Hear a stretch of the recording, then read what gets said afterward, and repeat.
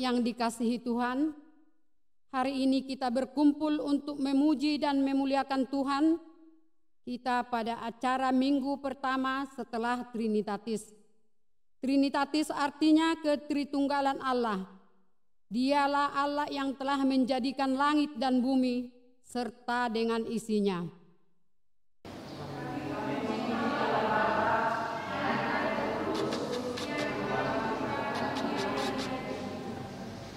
Melalui topik minggu hari ini, kita diajak untuk menjauhkan ketamakan. Karena firman Tuhan berkata, sebab walaupun seorang berlimpah-limpah hartanya, hidupnya tidaklah tergantung daripada kekayaannya itu. Tuhanlah yang menjadi sumber kehidupan kita. Dengan demikian, marilah kita selalu mencari harta kekayaan yang datang dari Allah, Tuhan kita. Kami memuji Allah Bapa, Anak dan Roh Kudus yang telah menciptakan dunia ini dan isinya. Dengan demikian, marilah kita memasuki persekutuan kita melalui ibadah minggu ini. Bersorak-sorailah memuji Tuhan kita, bernyanyilah baginya. Kita memuji Tuhan dari buku nyanyian HKBP 559 ayat 1 dengan ayat 2.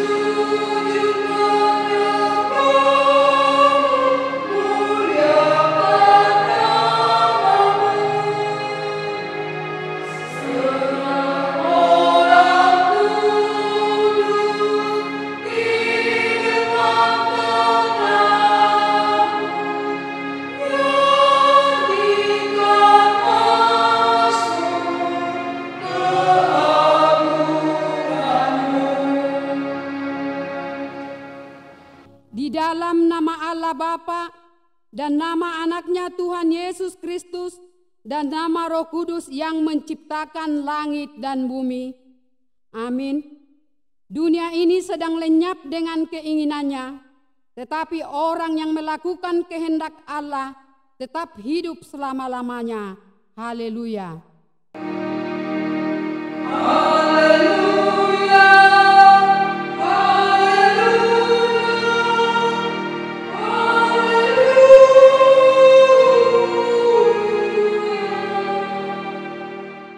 Marilah kita berdoa.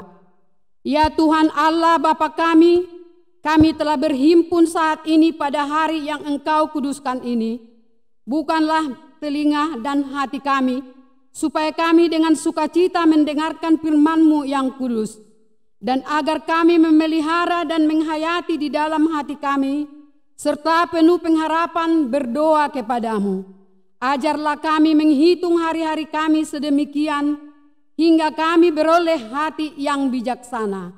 Terimalah kami ke dalam hidup yang kekal, di mana kami akan memuji Engkau di dalam nama Anak-Mu Yesus Kristus Tuhan kami. Amin. Kita bernyanyi dari buku nyanyian nomor 20 ayat 1 dengan 2. Oh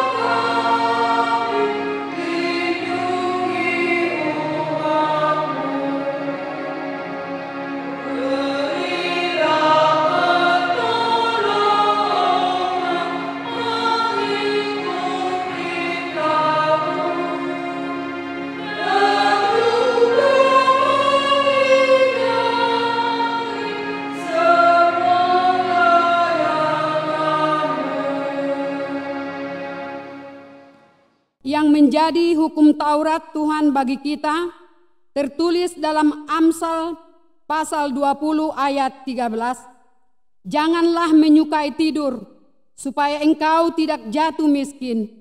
Bukalah matamu, dan engkau akan makan sampai kenyang. Marilah kita bersama-sama memohon kekuatan dari Tuhan kita. Ya Tuhan Allah, kuatkanlah kami untuk melakukan yang sesuai dengan hukum-Mu. Amin. Kita bernyanyi dari buku nyanyian HKBP nomor 165 ayat 1 dengan ayat 2.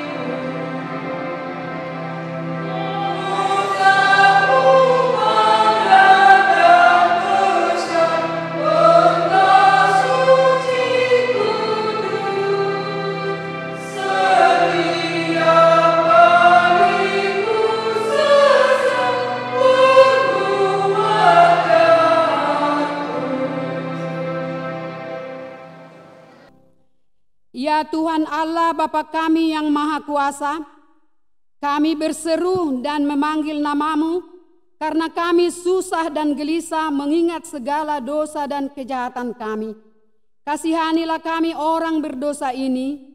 Ya Tuhan Yesus Kristus, Engkau telah datang ke dunia menjadi manusia, mati dan bangkit kembali, serta naik ke surga untuk membela dan menyelamatkan kami. Kasihani dan kuatkanlah iman kami untuk bersyukur kepadamu. Ya Roh Kudus penghibur orang yang berduka, sembuhkanlah segala penyakit dan penderitaan kami karena dosa. Tinggallah bersama kami, agar kami senantiasa bergembira dan penuh gairah melakukan kehendak-Mu. Engkaulah sumber pengasihan dan pengampunan. Janganlah lupakan kami. Dengarkanlah doa permohonan kami ini, ya Allah, Bapa, Anak, dan Roh Kudus. Ya Tuhan Allah kami, Allah Bapa, Anak, dan Roh Kudus, kasihanilah kami.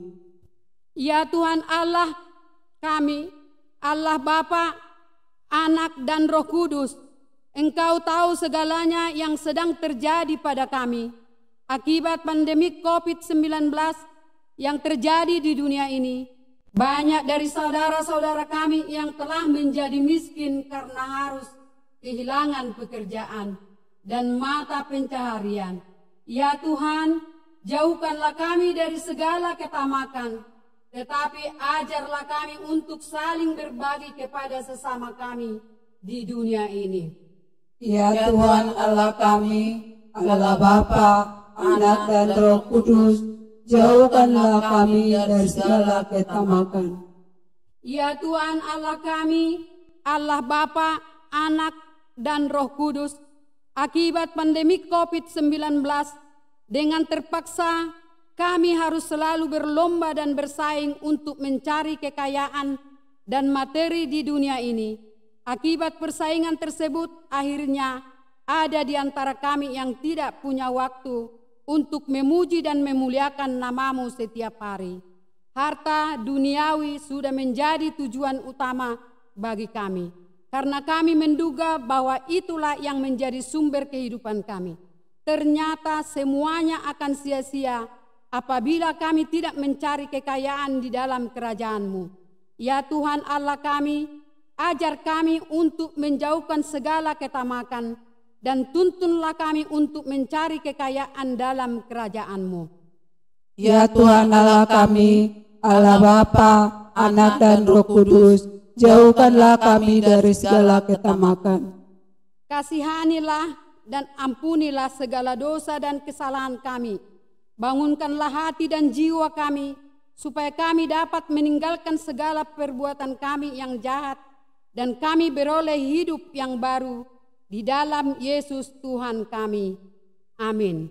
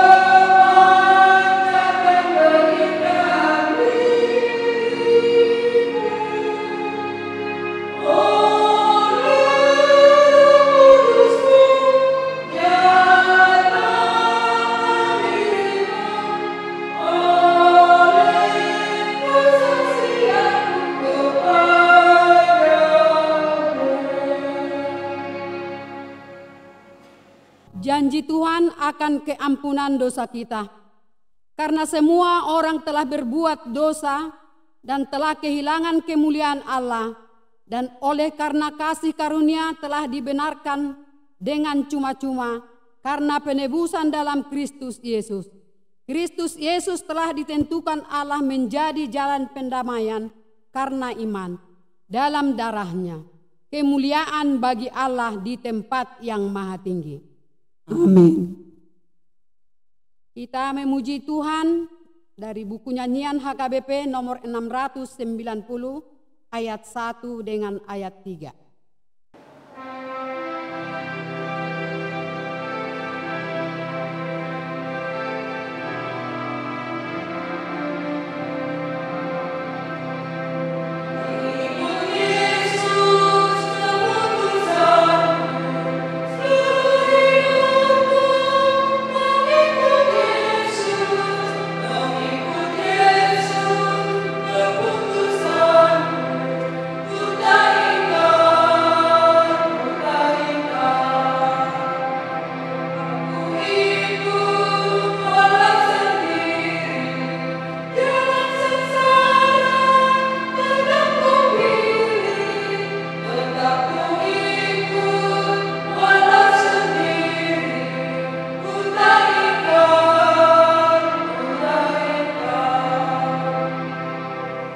Firman Tuhan yang menjadi epistel pada minggu pertama setelah Trinitatis pada hari ini tertulis dalam Amsal pasal 22 ayat 22 sampai ayat 29.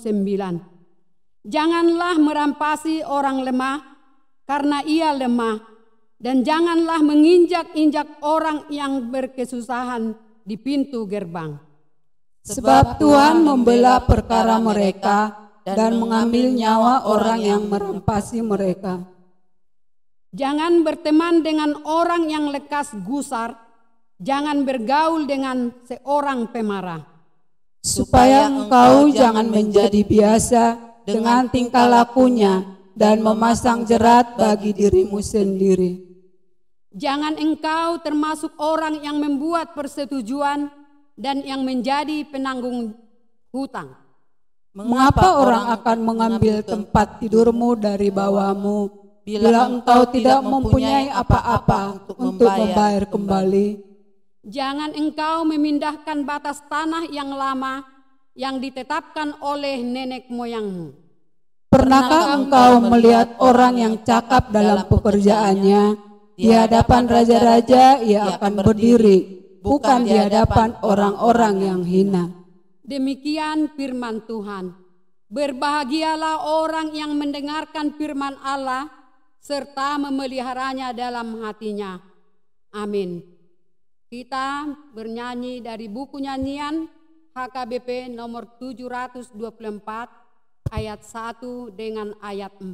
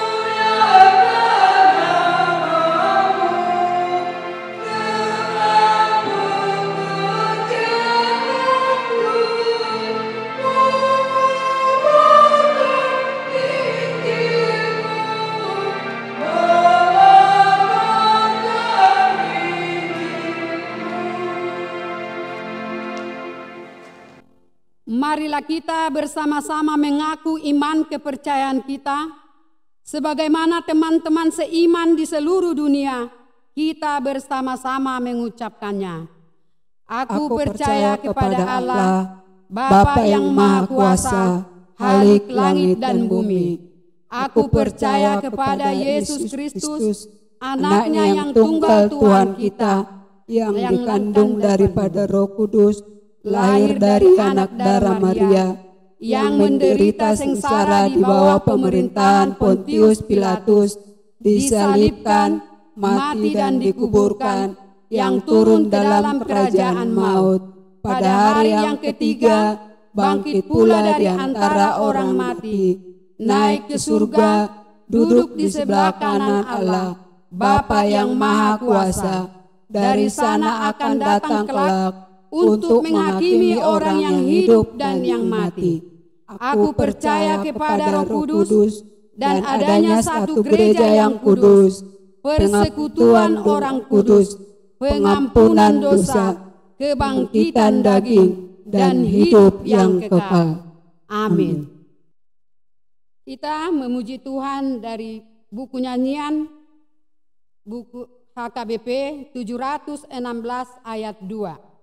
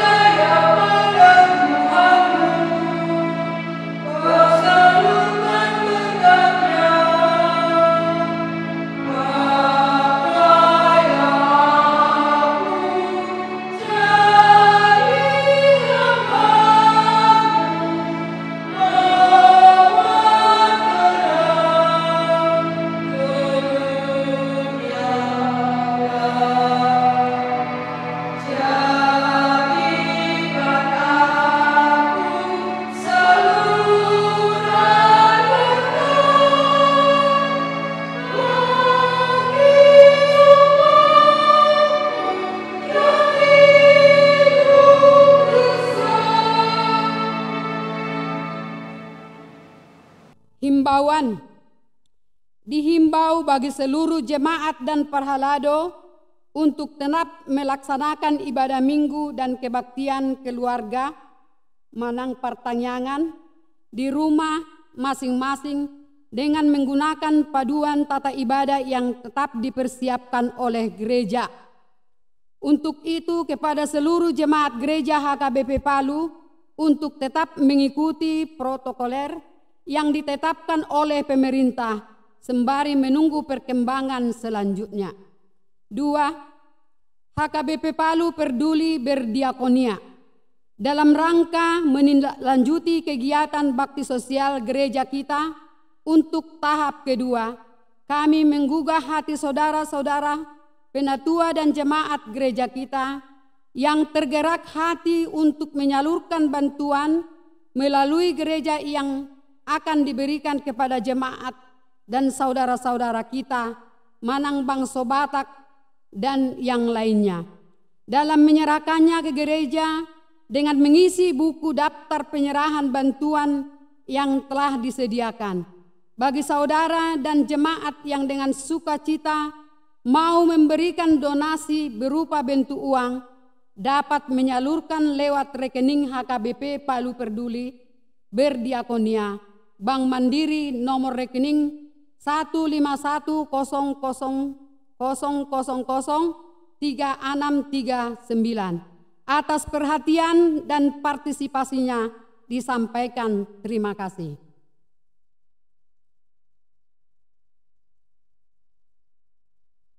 Kita bernyanyi dari buku nyanyian HKBP nomor 470 ayat 1 dan ayat 2.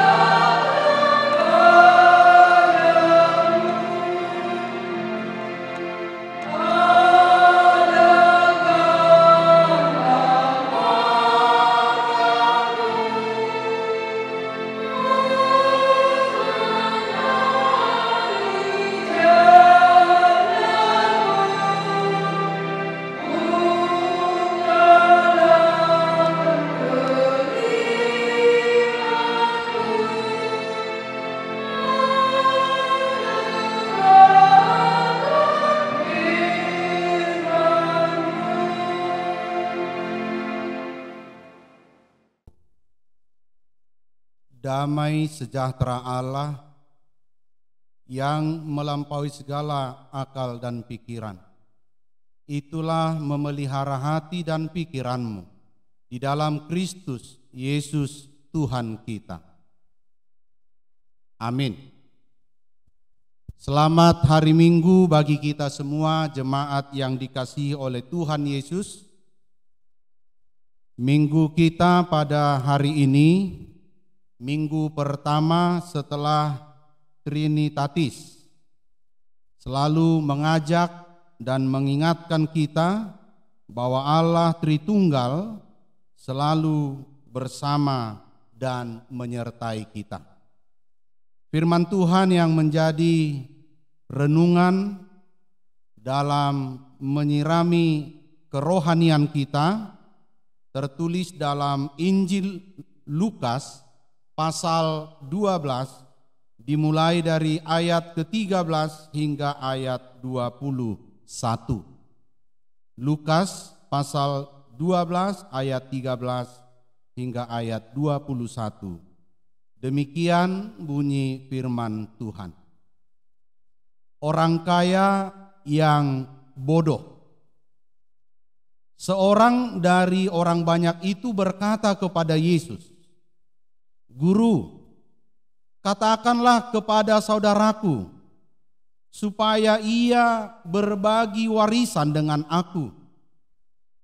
Tetapi Yesus berkata kepadanya, "Saudara, siapakah yang telah mengangkat aku menjadi hakim atau pengantara atas kamu?" Katanya lagi kepada mereka, "Berjaga-jagalah dan waspadalah terhadap segala ketamakan. Sebab walaupun seorang berlimpah-limpah hartanya, hidupnya tidaklah tergantung daripada kekayaannya itu." Kemudian ia mengatakan kepada mereka suatu perumpamaan. Katanya, "Ada seorang kaya, tanahnya berlimpah-limpah hasilnya. Ia bertanya dalam hatinya, 'Apakah yang harus aku perbuat? Sebab aku tidak mempunyai tempat di mana aku dapat menyimpan hasil tanahku.' Lalu katanya, 'Inilah yang akan aku perbuat. Aku akan merombak lumbung-lumbungku, dan aku akan mendirikan yang lebih besar, dan aku akan menyimpan di dalamnya segala gandum dan barang-barangku. Sesudah itu, aku akan berkata kepada jiwaku, jiwaku, ada padamu banyak barang, tertimbun untuk bertahun-tahun lamanya. Beristirahatlah, makanlah, minumlah, dan bersenang-senanglah.' Tetapi firman Allah kepadanya, 'Hai engkau orang bodoh, pada malam ini juga jiwamu akan diambil daripadamu, dan apa yang telah kau sediakan, untuk siapakah itu nanti?' Demikianlah jadinya dengan orang yang mengumpulkan harta bagi dirinya sendiri, jikalau ia tidak kaya di hadapan Allah. Jikalau ia tidak kaya di hadapan Allah." Saudara-saudara yang terkasih di dalam nama Tuhan Yesus Kristus, topik minggu kita kaya di hadapan Allah. Melalui perikop Injil Lukas pasal 12 ayat 13 hingga 21 menceritakan tentang seorang kaya tapi bodoh. Tentu kita akan bertanya, mungkinkah ada orang kaya yang bodoh? Atau sebaliknya, adakah orang bodoh menjadi kaya? Bapak Ibu Saudara yang terkasih, setelah kita membaca nas ini, mungkin akan timbul dalam pemikiran kita. Kurang enak didengar oleh orang-orang yang sudah berjuang, yang sudah menghabiskan waktu, tenaga, mencari harta, mencari kekayaan. Karena mungkin boleh saja kita berpikir bahwa apa yang dikatakan orang kaya bodoh ini, apakah kekayaan itu menjadikan kita bodoh? Namun melalui firman Tuhan pada minggu ini akan kita pelajari dan kita akan menemukan apa sesungguhnya yang Yesus hendak mau sampaikan. Bapak Ibu Saudara yang terkasih, semua manusia pasti mengharapkan hidup bahagia. Bahagia secara jasmani dan rohani. Hidup berkecukupan.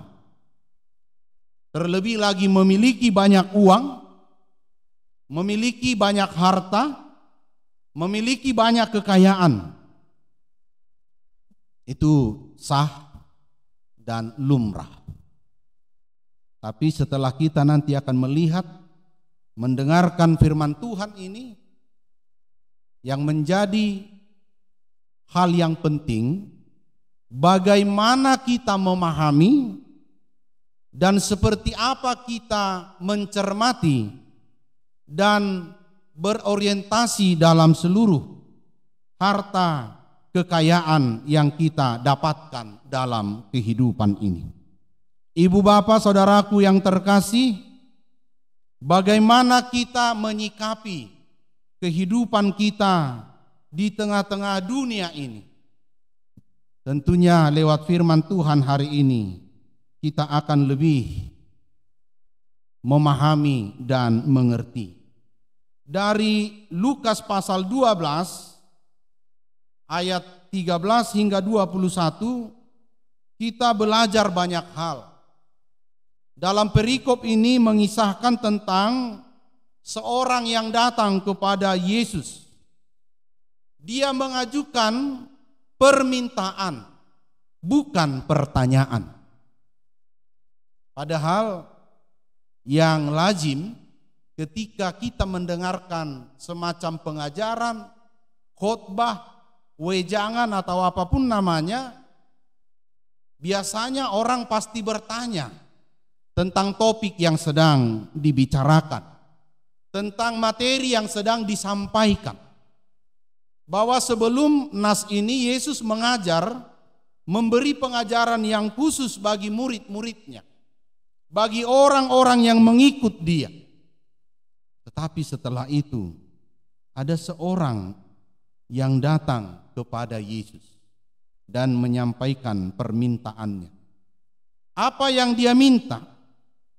Agar Yesus mau menyuruh saudaranya berbagi harta warisan. Ibu bapak saudara yang terkasih, bukan 1-2 kali Yesus dengan caranya menjawab suatu pertanyaan tidak serta-merta langsung dijawab. Dalam nas ini kita boleh membaca ketika seseorang yang datang menemui Yesus dan menyampaikan permintaannya. Sebelum Yesus menjawab, kembali Yesus menyampaikan satu pertanyaan kepadanya. Apa yang disampaikan Yesus? Siapakah yang telah mengangkat aku menjadi hakim atau pengantara atas kamu?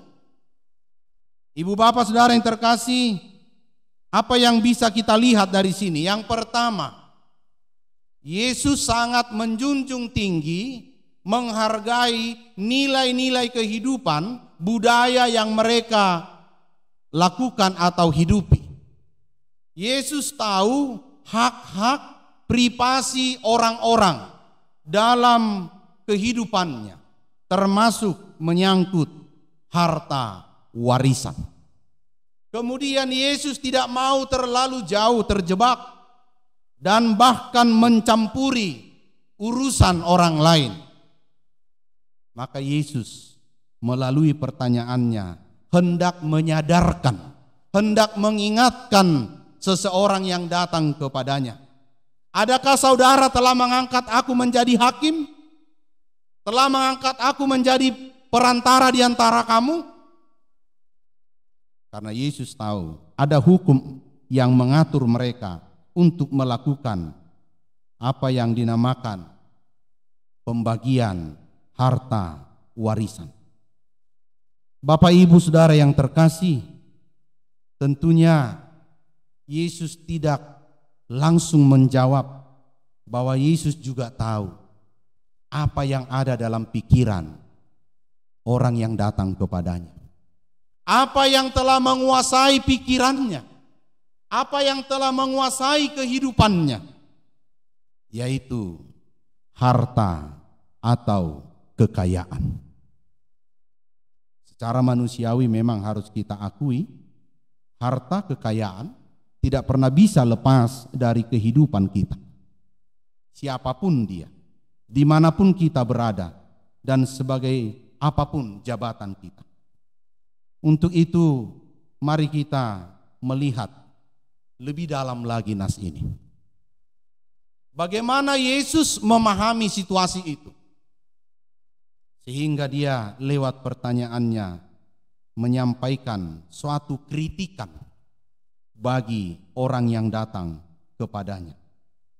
Masalah utama, apakah Yesus mau diperalat oleh orang ini untuk memenuhi keinginannya? Tapi Yesus tidak mau. Yesus juga tahu tujuannya. Karena ketika Yesus membicarakan ini kepada saudaranya, mungkin saudaranya akan berubah pikiran.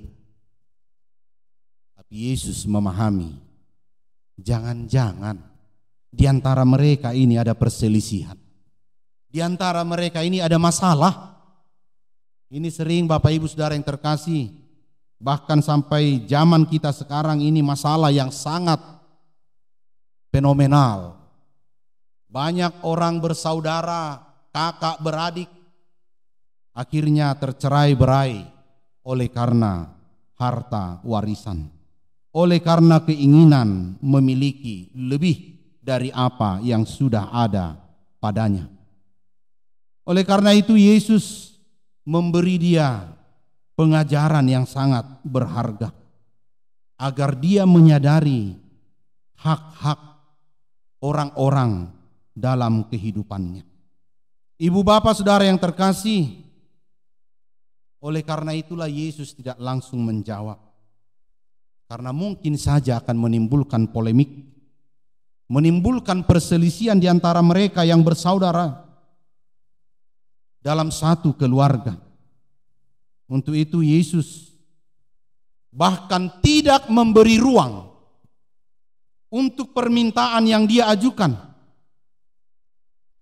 Oleh karena itu, bagaimana kita juga memahami niat, keinginan yang ingin memiliki lebih, inilah yang akan menjadi sorotan dari firman Tuhan. Mengapa harus ada orang yang ikut campur dalam urusan keluarga ini? Yesus tidak mau. Karena itu yang Yesus sampaikan lewat pertanyaannya. Yang kedua, Bapak Ibu Saudara yang terkasih, ketika Yesus mengatakan, siapakah yang telah mengangkat aku menjadi hakim atau pengantara atas kamu? Karena Yesus tidak hadir untuk memenuhi keinginan ketamakan manusia. Akan tetapi Yesus mau setiap orang hidup dalam kehendaknya dan lepas dari ketamakan duniawi. Kata tamak dari pleonexia secara harafiah berarti kehausan untuk memiliki lebih banyak. Kehausan yang selalu menggelora, tidak bisa dihempang. Sehingga ketika kita mendengar ada ungkapan harta dunia bagaikan minum air laut. Semakin diminum, semakin haus. Itulah ketamakan. Dan ketamakan jugalah yang membuat keadaan bumi kita saat ini sedang menghadapi persoalan berat. Bumi sedang sekarat, bumi sedang rusak. Beberapa minggu ini kita selalu diingatkan oleh firman Tuhan bagaimana kita mempercayai bahwa Dialah pencipta, Dialah yang memelihara, Dialah yang telah menyediakan apapun kebutuhan kehidupan manusia. Tapi oleh karena ketamakan hidup manusia, apa yang pernah dikatakan oleh Mahatma Gandhi, bumi ini cukup menyediakan kebutuhan semua orang, tetapi tidak cukup menyediakan untuk ketamakan setiap orang.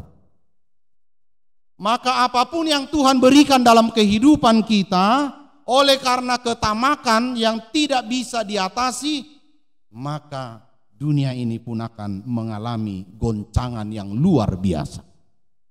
Ibu bapak saudara yang terkasih, hanya untuk menggambarkan sikap atau tabiat ketamakan ini, kita mengenal suku Eskimo yang hidup dari hasil buruan, bahwa mereka mendiami kutub utara dan memiliki cara yang unik untuk berburu.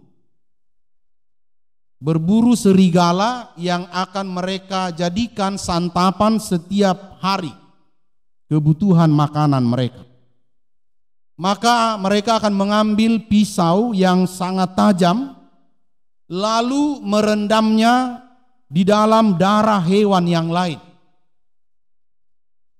Dan akhirnya darah itu membeku dan dibiarkan menempel di pisau yang tajam. Selanjutnya pisau itu dibawa dan ditanam di dataran tinggi, di tempat di mana serigala akan bermain. Lalu pada waktunya serigala akan datang dan akan mengendus-endus mencari bau darah beku yang ada di pisau itu. Dan setelah serigala ini menemukannya, maka dia pun selanjutnya akan menjilati pisau itu dengan lidahnya. Karena udara yang begitu dingin, dia tidak akan merasakan kalau lidahnya telah luka atau pisau itu telah melukai lidahnya dan berdarah. Dan dengan asiknya dia akan selalu menikmati darah yang padahal darahnya sendiri. Dan pada akhirnya dia akan kehabisan darah dan perlahan-lahan akan lemas dan mati. Tentunya bagi pemburu sudah lebih gampang untuk mendapatkan serigala itu. Bapak Ibu Saudara yang terkasih, itulah gambaran kehidupan manusia yang sudah dirasuki ketamakan. Dan akhirnya hidupnya akan menghadapi kesusahan. Mungkin juga gambaran yang lain bisa kita katakan lebah. Bagi orang Batak ini mungkin gampang dimengerti. Tuak, ketika dia masih di pohon, rasanya begitu manis, maka lebah akan datang hinggap dan meminum sari-sari yang manis. Tapi tanpa disadari pada akhirnya dia terlalu asik, terlena dengan enaknya yang sedang dia nikmati, dan pada akhirnya dia ikut tenggelam dan mati di dalamnya. Ibu bapak saudara yang terkasih, inilah yang Yesus kritik, inilah yang Yesus mau robah melalui nas ini. Kemudian Yesus mengatakan bahwa orang-orang yang mengikut dia harus berjaga-jaga. Berjaga-jagalah dan waspadalah terhadap segala ketamakan. Yang kita lihat dalam ayat yang ke-15. Bahwa masalah utama dalam harta bukan hartanya. Jangan kita salah menilai nanti. Apakah Yesus tidak mau kita mencari harta, mengumpulkan harta? Bukan. Yang menjadi persoalan adalah ketamakan atau keserakahan, yaitu keinginan yang sangat besar yang mencolok untuk mengejar dan memiliki kekayaan atau harta benda dengan maksud menyimpannya untuk dirinya sendiri. Sehingga lebih mempertajam pengajarannya Yesus menyampaikan perumpamaan yang kita baca dari ayat 16 hingga pada ayat 20. Ada seorang kaya, ada seorang yang punya tanah yang begitu subur dan melimpah hasilnya. Sebagaimana diceritakan dalam nas ini, dia bertanya kepada dirinya sendiri, apa yang harus aku perbuat? Karena harta sudah banyak, hasil pertanian begitu melimpah, lumbung tidak lagi muat untuk menampung. Dan dia sendiri juga menjawab bahwa dia akan melakukan perubahan atau merombak kembali lumbung-lumbungnya yang sudah tidak dapat menampung hasil-hasil gandum dan barang-barang lainnya. Dan kemudian apa yang dia katakan? Dia berbicara kepada dirinya lagi lebih dalam, kepada jiwanya. Jiwaku ada padamu banyak barang, tertimbun untuk bertahun-tahun lamanya. Beristirahatlah, makanlah, minumlah, dan bersenang-senanglah. Ibu bapak saudara yang terkasih, sekali lagi itulah ketamakan. Ketika harta duniawi menjadi segala-galanya, menjadi tujuan hidup, maka pada ayat 20 apa yang dikatakan? Hai engkau orang bodoh, pada malam ini juga jiwamu akan diambil daripadamu, dan apa yang telah kau sediakan untuk siapakah itu nanti? Ibu bapak saudaraku yang terkasih, melalui perkataan Yesus, berjaga-jagalah dan waspadalah, bahwa ternyata harta melimpah bukan jaminan hidup bahagia. Mungkin ada ungkapan-ungkapan yang sering kita dengarkan, kita dapat membangun rumah yang megah, tapi kita tidak pernah dapat memiliki kebahagiaan hidup dalam keluarga. Kita dapat membeli tempat tidur yang sangat empuk, tapi kita tidak pernah bisa mendapatkan tidur yang nyenyak, dan seterusnya. Ternyata ibu bapak saudara yang terkasih, bahaya besar dari harta kekayaan adalah ketika manusia menggantungkan diri kepada hartanya, mengikatkan diri pada hartanya, hidupnya atau nyawanya atau jiwanya atau napasnya digantungkan kepada harta yang dimilikinya. Maka Yesus mengingatkan kita juga pada saat ini, hidup tidak tergantung pada harta sekalipun harta itu melimpah. Hidup berarti di dalamnya jiwa, nyawa atau napas, dan kekuatan hanya bergantung kepada Allah. Harta hanyalah sesuatu yang melintas, yang dilintasi dalam kehidupan manusia. Sebagaimana nyanyian itu ya, harta adalah hanya hiasan semata. Dia akan berlalu. Untuk itu, saudaraku yang terkasih dalam Yesus Kristus, melalui perumpamaan yang Yesus sampaikan, bahwa kita juga mau diingatkan bagaimana kita menyandarkan hidup kepada Tuhan saja, bukan kepada harta dunia. Ada banyak cerita di dalam Alkitab, ibu bapak saudara yang terkasih, yang menjadi pelajaran berharga bagi kita, baik tentang pribadi orang-orang yang diceritakan atau hal-hal yang dia lakukan, bagaimana dia mempergunakan hartanya. Begitu banyak tokoh-tokoh Dari perjanjian lama hingga perjanjian baru. Di perjanjian lama ada Gehasi dan banyak lagi.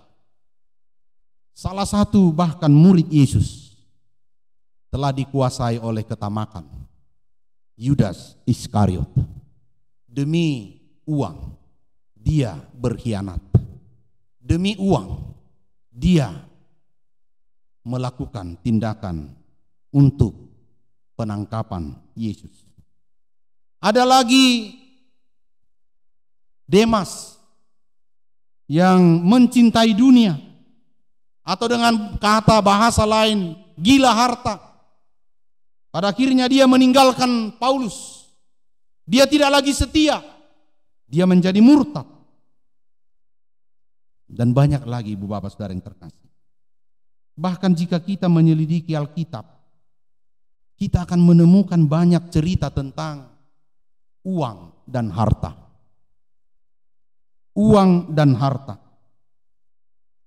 Dikatakan ada 15% apa yang dikatakan Yesus berhubungan dengan satu topik, uang dan harta. Jauh lebih besar dari topik yang lain tentang sorga dan neraka. Mengapa ini begitu penting? Karena Yesus melihat keterkaitan yang erat antara hidup rohani dan hidup kedagingan jasmani manusia. Bagaimana kita mengelola pemberian Tuhan dengan iman percaya, dengan kerohanian yang tulus dan benar-benar. Kita coba belajar dari Injil Lukas ini di pasal yang ketiga. Ketika Yohanes Pembaptis berkhotbah, ada 3 kelompok yang datang kepadanya yang melontarkan pertanyaan. Dan Yohanes Pembaptis menjawab mereka dengan 3 hal yang dia tekankan. Yang pertama, setiap orang harus membagikan pakaian kepada orang-orang miskin. Inilah juga yang harus kita hidupi nantinya. Yang kedua, Yohanes Pembaptis mengatakan sebagai seorang petugas pajak, apa yang mereka harus kerjakan? Tidak boleh memungut uang lebih dari yang seharusnya. Yang ketiga, bahkan Yohanes Pembaptis katakan kepada tentara atau prajurit-prajurit harus puas dengan gajinya, tidak boleh memeras. Cukupkanlah dirimu dengan apa yang ada padamu. Bapak Ibu saudara yang terkasih, apa hubungan dari Lukas 3 dengan Lukas 12 ini? Benang merah sangat jelas bahwa setiap jawaban berhubungan dengan uang dan harta. Bagaimana pendekatan kita tentang uang dan harta? Uang merupakan hal yang netral. Uang adalah alat yang dapat kita pakai dalam hidup kita. Uang dan harta menempati skala prioritas yang tinggi. Maka Yohanes Pembaptis berbicara pertama tentang bagaimana mereka menyikapi itu. Karena Yohanes tahu juga ketika dia berbicara nilai spiritual, tanpa ini dibereskan dulu, akan sulit untuk memasuki kehidupan orang-orang yang mendengarkan khotbahnya. Untuk itu ibu bapak saudara yang terkasih, satu lagi, bagaimana kita belajar dari seorang Zakeus. Dalam Lukas 19 ayat 8, ketika dia rindu Yesus datang ke rumahnya, dan Yesus bersedia, betapa bahagianya Zakeus. Apa yang dia katakan ibu bapak saudara yang terkasih? Setengah dari hartaku akan kuberikan kepada orang miskin. Itu satu. Yang kedua, Zakeus katakan, jika seandainya, sekiranya aku telah memperoleh keuntungan dari hal yang tidak benar, merampok atau menipu, akan kukembalikan 4 kali lipat. Bapak Ibu saudara yang terkasih, kita coba dulu bermatematika di sini. Kalau seandainya harta Zakeus ada 2 miliar, berarti 1 miliar dia berikan untuk orang miskin. Itu jelas. Setengah. Kemudian, jika aku mendapatkan harta ini dengan menipu orang lain, karena dia seorang petugas pajak, bea cukai, aku kembalikan 4 kali lipat. Berapa itu, Bapak Ibu yang terkasih? 800 juta. Itu harus dia kembalikan. Berarti ternyata harta Paulus hanya 10% dari 2 miliar. 90% dia kembalikan, dia berikan kepada orang miskin. Pertanyaan kita, kok Zakheus mampu ya? Kenapa Zakheus tidak seperti yang dalam nas kita ini? Atau mungkin nas-nas yang lain yang bertanya ketika dia dikatakan Yesus, jualah hartamu, berilah kepada orang miskin, lalu dia sedih. Mengapa Zakheus mampu melakukan ini? Ibu bapak saudara yang terkasih, karena hati Zakheus telah berubah. Karena yang terutama bagi Zakheus bukan lagi harta duniawi, tetapi adalah Allah, yaitu Yesus yang telah ada dan datang di dalam hidupnya. Inilah keterikatan harta duniawi dengan surgawi iman kita. Yang ketiga, Bapak Ibu Saudara yang terkasih, ayat 20 dan 21. Dikatakan tadi, hai orang bodoh. Mengapa orang kaya disebut orang bodoh? Orang kaya itu disebut bodoh bukan karena dia tidak punya kepintaran, kognisi, pengetahuan, bukan. Tapi dia salah mengartikan apa yang ada padanya. Salah orientasinya. Dia menjadikan hartanya segala-galanya baginya. Dan kita juga boleh membaca nanti dari apa yang tertulis pada dalam Matius pasal 6 ayat 19-20. Janganlah engkau mengumpulkan harta di dunia, tetapi kumpulkanlah harta di sorga. Karena ngengat tidak akan menghancurkannya, karena pencuri tidak akan mengambilnya. Itulah orang-orang bijak. Tapi bukan berarti sekali lagi Amanginang tidak baik mengumpul harta, bukan. Silakan kumpul seperlunya dan secukupnya. Dan selebihnya Tuhan akan sediakan. Dia disebut bodoh karena apa? Karena dia mengumpulkan harta hanya untuk dirinya sendiri. Dia tidak mau peduli dengan orang lain. Seperti perumpamaan ini. Tenanglah engkau jiwaku, bersukacitalah, bersenang-senanglah. Bagi dia harta itu hanya miliknya sendiri. Dia lupa itu adalah juga hak orang lain. Termasuk tadi orang yang bertanya atau menyampaikan permintaan kepada Yesus.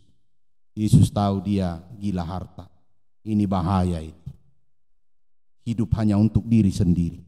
Hanya mengumpulkan harta sendiri, tidak peduli dengan orang-orang lain. Mungkin juga Bapak Ibu Saudara yang terkasih, kita adalah orang yang mempekerjakan orang lain.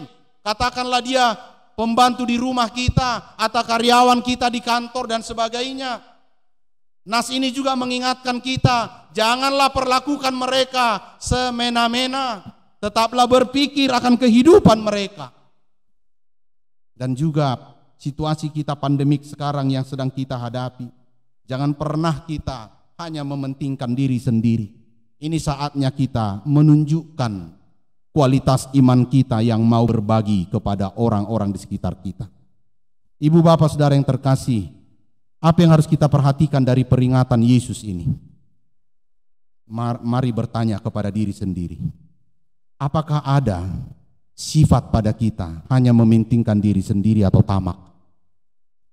Jika bibit ini ada, hendaknya saat ini kita merendahkan diri di hadapan Tuhan. Dan harus sungguh-sungguh mau berubah. Yang kedua, melalui kritikan Yesus ini juga kita harus diingatkan, hati-hati dengan banyaknya sekarang orang-orang yang menaburkan khotbah yang selalu menekankan Injil-Injil kemakmuran, teologi sukses. yakin hidup sukses. Ada satu gereja YHS yang saya tahu. YHS, yakin hidup sukses. Kalau kau percaya kepada Tuhan, engkau akan kaya, engkau akan sukses. Hati-hati dengan ajaran seperti ini. Kita tidak pernah diajarkan seperti itu. Yesus tidak pernah mengajarkan kita hidup kita selalu enak, aman, nyaman. Jalan kita selalu lurus, tidak. Melainkan kita harus rela mengikut Dia, memikul salib sekalipun. Yang ketiga, menjadi kritikan juga bagi kita. Saat kita memiliki harta duniawi, apakah kita telah menempatkan Tuhan lebih utama daripada itu semua? Menempatkan Tuhan sebagai yang pertama dan yang terutama dalam kehidupan kita. Sebagaimana dalam Yohanes 6 ayat 33, carilah lebih dahulu kerajaan Allah dan kebenarannya, maka segalanya akan ditambahkan kepadamu. Oleh karena itu bersukacita saat kita diberi kesempatan untuk menikmati kekayaan duniawi, jabatan, pekerjaan, dan apapun yang sedang kita geluti. Yang terakhir sekali, Bu Bapak sedang terkasih, lewat firman Tuhan ini tentunya apa yang hendak kita hidupi dan imani. Tadi saya sampaikan, salahkah mengumpul harta? Tidak. Salahkah menjadi kaya? Tidak. Yang salah ketika kita tidak memahaminya sebagai berkat Tuhan yang harus kita pergunakan demi kemuliaannya. Kita hidup bukan bergantung kepada kekayaan, tetapi kita hidup bergantung kepada Allah. Untuk itu, biarlah hidup kita selalu dicerahkan oleh firman Tuhan. Ingat dalam Efesus 5 ayat 15 ayat 5, Efesus 5 ayat 5 maaf. Karena itu ingatlah baik-baik orang sundal, cemar, serakah, penyembah berhala tidak mendapat bagian dalam kerajaan Allah. Serakah sama halnya dengan orang-orang yang tamak, yang hanya fokus kepada diri sendiri, menjadikan hidup tidak berarti. Tapi orang-orang yang fokus kepada Tuhan, menjadikan hidupnya dikendalikan oleh Tuhan sendiri. Maka kita harus membedakan antara keserakahan dan harta. Konteks kita saat ini berbeda dengan konteks waktu nas ini. Konteks waktu itu bank tidak ada, asuransi tidak ada. Tapi saat ini ada. Mungkin boleh kita menyimpan uang di bank dan sebagainya.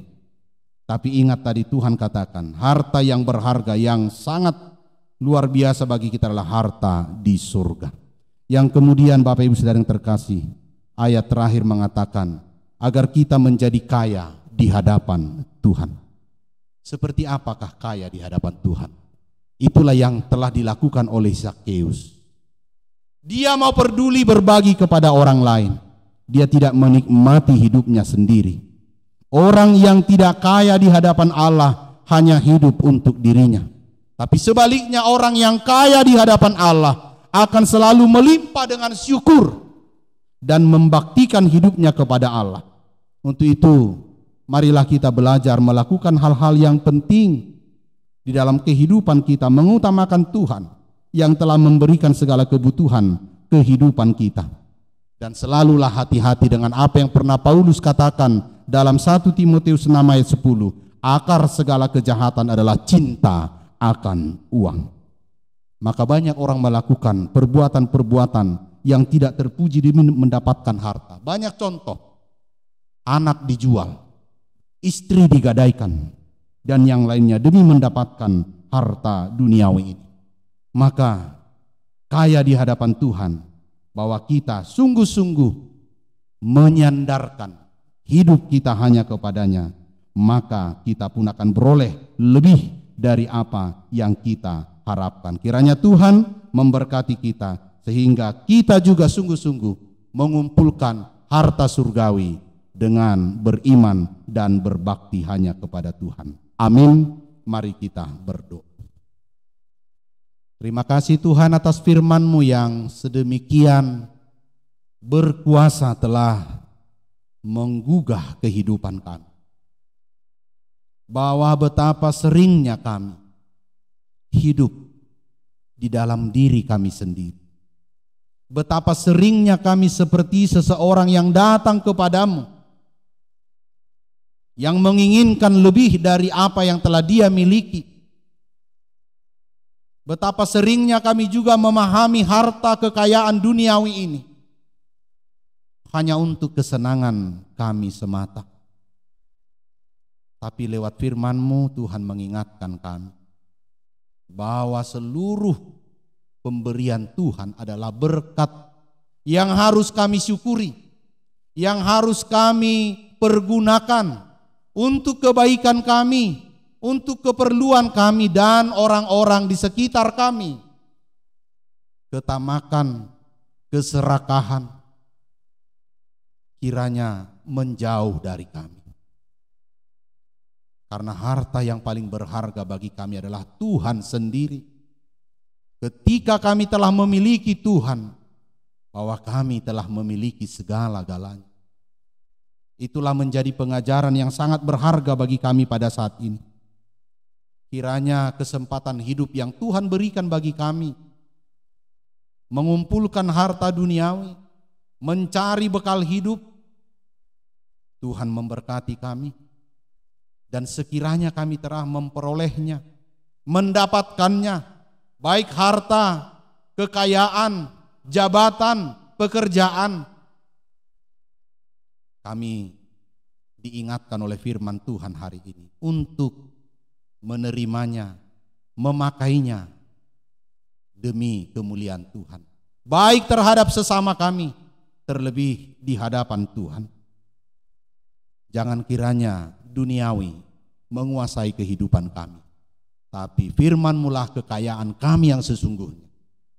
Agar kami dengan sungguh-sungguh membiarkan firman-Mu menguasai hidup kami. Dan dengan hidup dalam firman Tuhan, mencari kerajaan-Mu Tuhan, maka Tuhan menambahkan apapun yang kami perlukan. Terima kasih Tuhan. Berkatilah seluruh jemaat-Mu, berkatilah kami dalam pekerjaan kami, berkati anak-anak kecil dalam pertumbuhannya, anak-anak dalam studi sekolah, mereka selalu menerima pengajaran dari Tuhan melalui orang-orang yang telah dipercayakan, sekalipun lewat atau di tempat di rumah masing-masing. Berkati seluruh jemaat-Mu dalam pekerjaannya, melimpah sukacita dan bersyukur kepada Tuhan.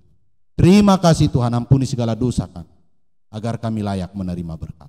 Di dalam Yesus Kristus, Tuhan dan Juru Selamat kami yang hidup, kami berdoa dan bersyukur. Amin.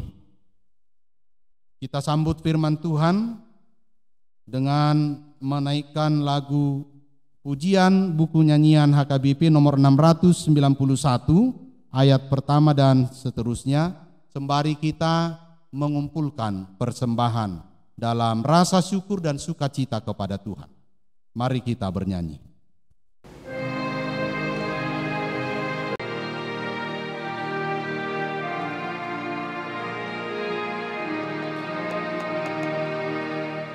Semua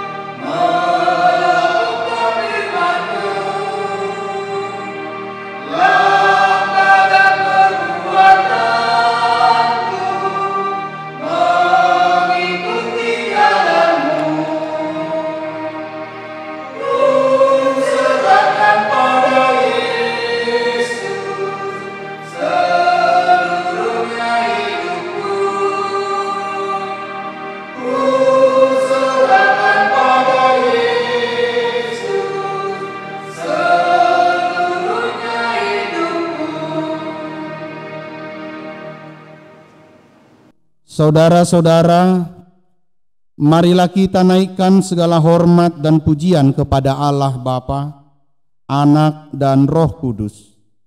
Dialah Allah yang telah menjadikan kita dan yang memelihara hidup kita setiap hari. Dialah yang menyediakan bekal hidup kita di dunia ini dan yang menuntun perjalanan hidup kita. Dengan demikian, kita harus melakukan firman-Nya, menjauhkan segala ketamakan. Berikanlah hidupmu menjadi saluran berkat bagi dunia ini. Kami memuji Engkau ya Tuhan Allah Bapa, Anak dan Roh Kudus, yang telah menyediakan bekal hidup kami di dunia dan di surga. Di dalam keyakinan yang pasti kepada Allah Tritunggal, marilah kita hidup dan bekerja di tengah dunia yang sedang menghadapi tantangan berat akibat pandemi COVID-19. Tuhan adalah sumber kehidupan kita, bukan dari dunia ini. Dengan demikian, marilah kita mencari kekayaan dan harta yang paling berharga dari kerajaan Tuhan kita.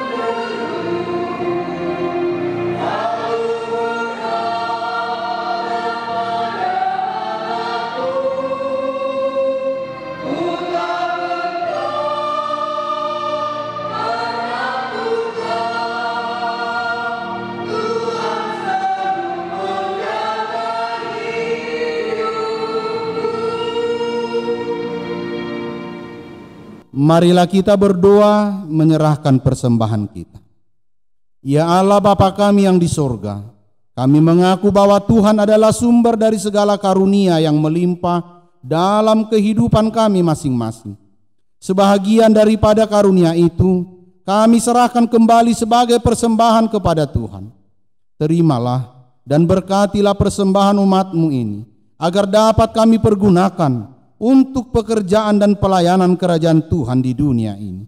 Bukalah hati kami untuk mengenal betapa banyak berkat dan karunia yang kami peroleh dari Tuhan, supaya kami senantiasa bersyukur kepadamu. Di dalam nama Yesus Kristus Tuhan kami. Amin.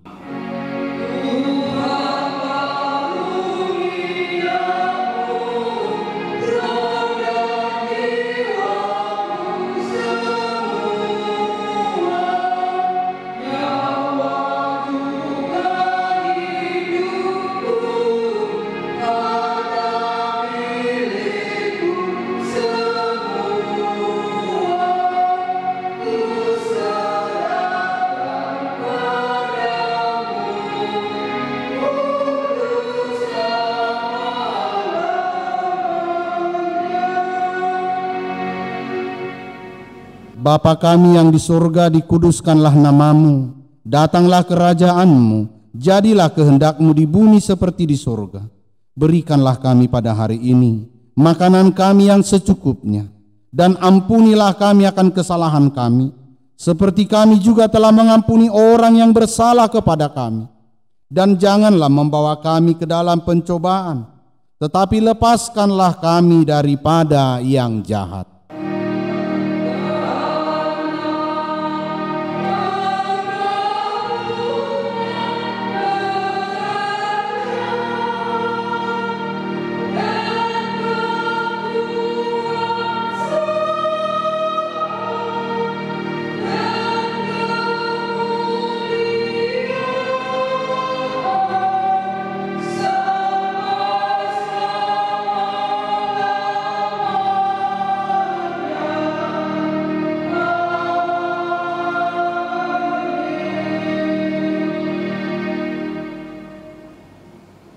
Tuhan memberkati engkau dan melindungi engkau. Tuhan menyinari engkau dengan wajah-Nya dan memberi engkau kasih karunia. Tuhan menghadapkan wajah-Nya kepadamu dan memberi engkau damai sejahtera.